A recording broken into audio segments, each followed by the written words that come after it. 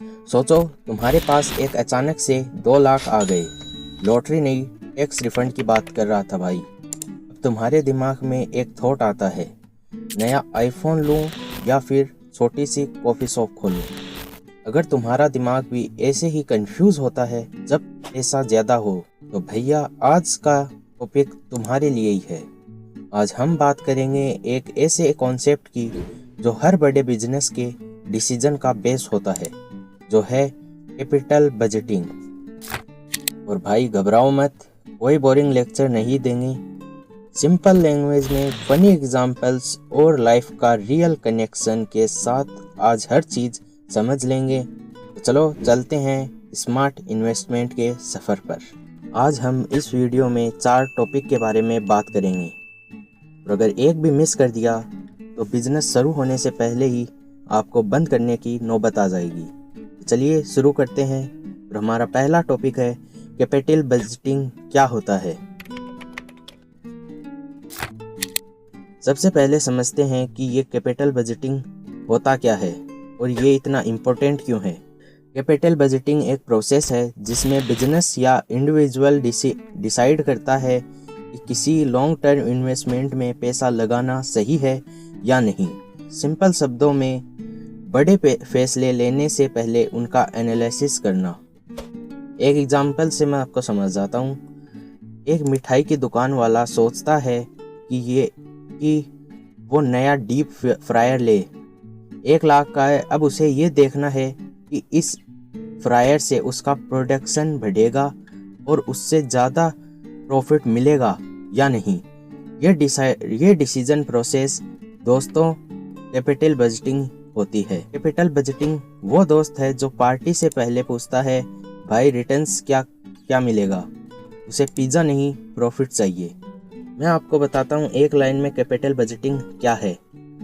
जब हम हमारे बिजनेस के लिए कोई सामान लेते हैं, तो जैसे कि हम कुछ भी सामान ले रहे हैं 1 लाख का, वो सामान हमें अगर 1 लाख से ऊपर प्रॉफिट करता है तो वो हमारे लिए सही है। बस इसी को कैपिटल बजटिंग कहते हैं। दूसरे टॉपिक की तरफ बढ़ते हैं जो बहुत इम्पोर्टेंट है, प्रोसेस ऑफ कैपिटल बजटिंग।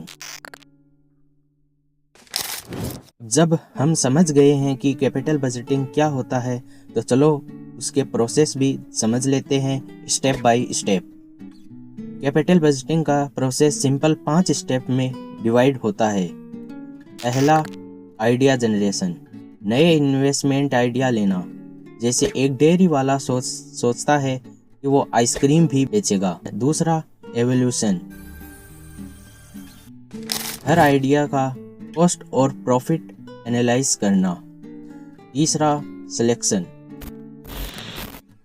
सबसे बेस्ट आइडिया चूज करना जिसमें रिस्क कम हो और रिटर्न्स ज़्यादा। चौथा, इम्प्लीमेशंस, अब एक्चुअल पैसा लगा के काम शुरू करना। और पांचवा, रिव्यू, टाइम में उसे चेक करना कि जो सोचा था वो हो रहा है या नहीं। यह प्रोसेस बिल्कुल शादी के जैसा है। पहले प्रपोजल आता है, फिर रिश्ता होता है और फिर शादी होती है, और बाद में रिव्यू, काम चल रहा है या डिवोर्स लेने की ज़रूरत पड़ेगी। बस इसका सीधा सा मतलब है, अगर आपको लॉस हो रहा है, आपने जो इन्वेस्टमेंट किया उसमें लॉस हो रहा है आपका बिजनेस में, तो बिजनेस बंद कर दो। तो चलिए अब तीसरे टॉपिक की बात करते हैं, कैपिटल बजटिंग मेथड। प्रोसेस समझ गया, लेकिन डिसीजन कैसे लें?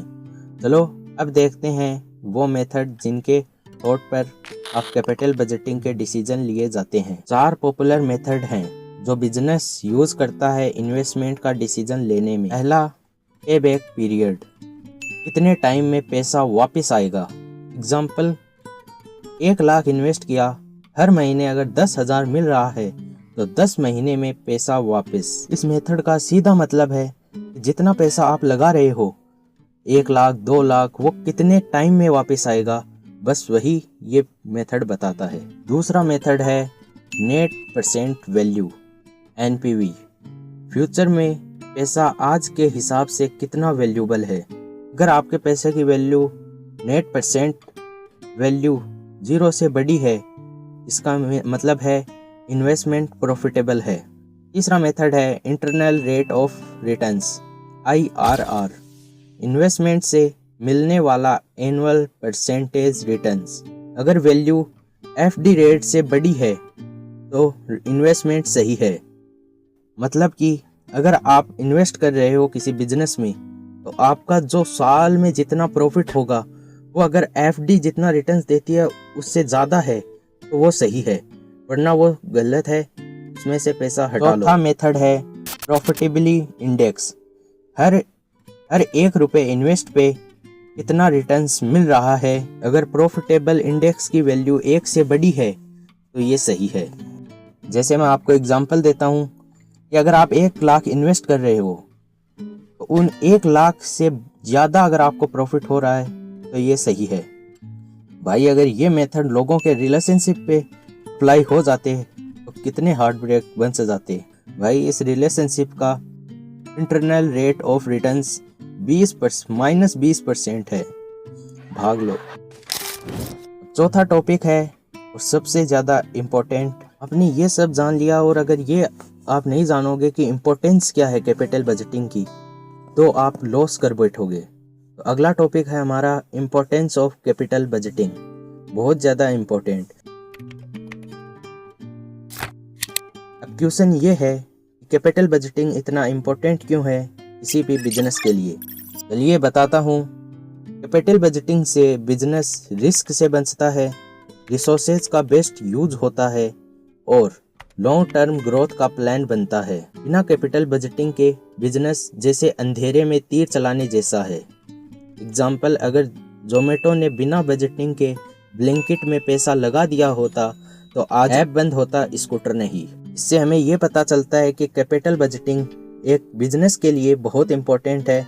अगर आपको बिजनेस करना है तो कैपिटल बजटिंग को सीखना ही होगा। पांचवा टॉपिक है हमारा capital budgeting versus working capital management.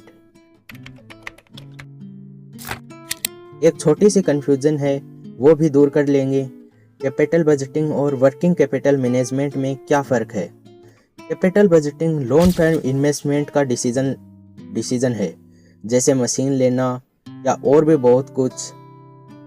Working capital management daily expenses का ध्यान रखना है, जैसे सैलरी देना, रेंट, बिल और भी बहुत सारी। कैपिटल बजटिंग एक शादी का डिसीजन है और वर्किंग कैपिटल वो रोज की नोक-झोंक हैं।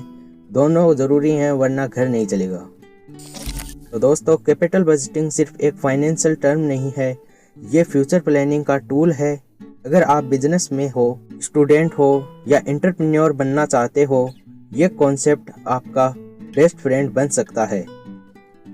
अगर वीडियो पसंद आई हो तो लाइक करो, कमेंट करो कि नेक्स्ट टॉपिक क्या चाहिए और सब्सक्राइब करो अपने चैनल फाइनेंस ज्ञान विद आर्यन को। मिलते हैं अगले वीडियो में एक और नया फाइनेंशियल ज्ञान लेकर।